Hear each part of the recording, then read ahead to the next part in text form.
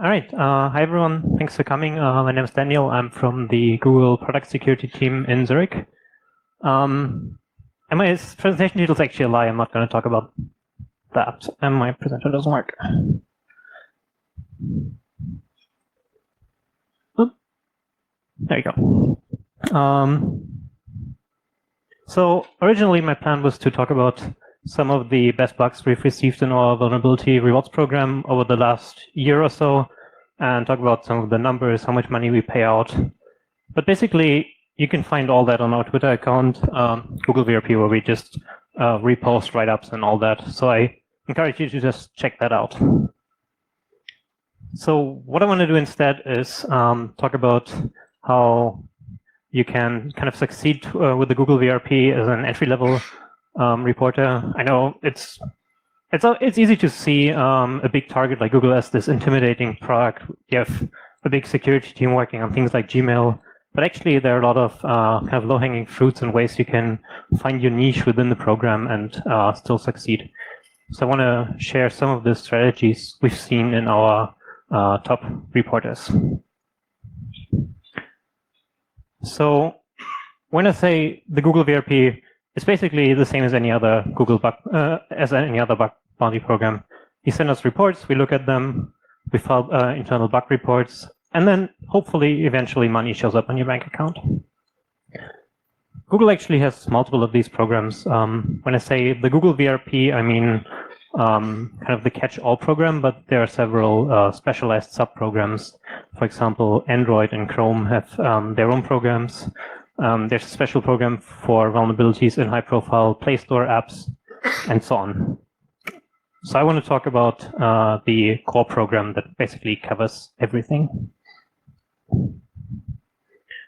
On the inside, it's basically just a bunch of engineers looking at every single report.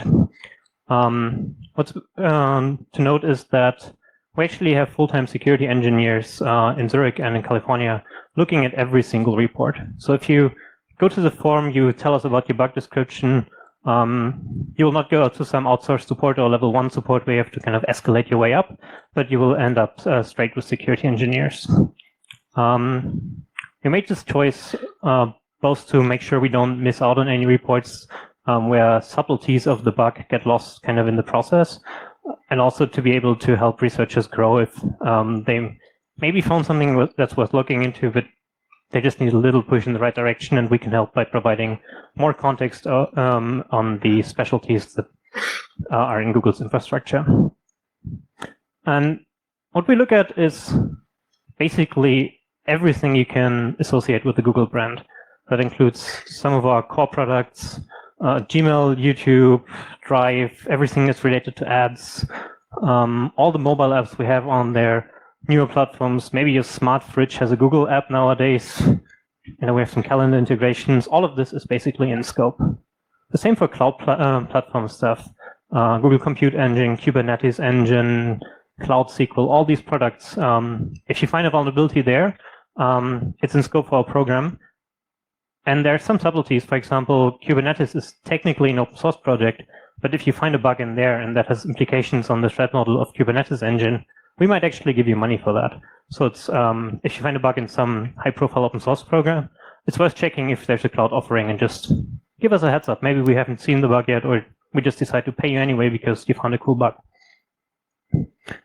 The third one is hardware. Google has a lot of hardware nowadays. We have things like Google Home, where you might be able to find undocumented APIs that let you control the volume of device of your victim. Or you have Pixelbook and other Chrome OS devices. We pay for things like bypassing secure boot on these devices. So there's a pretty broad spectrum. And the last one is acquisitions. Google likes to acquire a company. I looked at Crunchbase earlier, and it lists 233 acquisitions. I think that's a fairly low estimate. There are probably thousands of companies over the years that got acquired.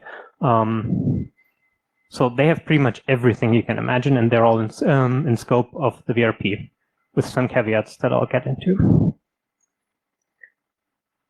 So every product you can think of has bugs, and Google has lots of products. So the logical implication is there are lots and lots and lots of bugs to be found within Google. And that's true. But it varies wildly how easy it is to find bugs in different parts of Google and how much effort you have to put in and what's the impact. If you're able to leak emails of some unsuspecting Gmail user, that's pretty bad, and we'll happily fix that as fast as possible and give you up to 7.5K or so for that. On the other hand, if you have a cross-site scripting bug in some acquisition, that is still a valid technical vulnerability, but it doesn't come quite close to the impact on some of our other properties. So it's important to kind of pick your targets well and go for the maximum impact. I want to share a few strategies that some of our top reporters use, but start with actually the most common one, even though it might not be the most effective, which is to look at our acquisitions. It's basically the approach to go for quantity. Our acquisitions are typically startups or smaller companies that are still in their aggressive growth phase, so they go for business impact and not necessarily for the most secure tech stack that is available. And that makes sense for a business perspective. But it means that in these companies, you can often find pretty trivial bugs. You can have reflected cross-site scripting in a search bar, for example. And that's great for bug hunters because it's easy to find low-hanging fruits and kind of get this reward over and over again. But there are a couple of caveats if you decide to go look at our acquisitions. For one is there's a really high chance of duplicates.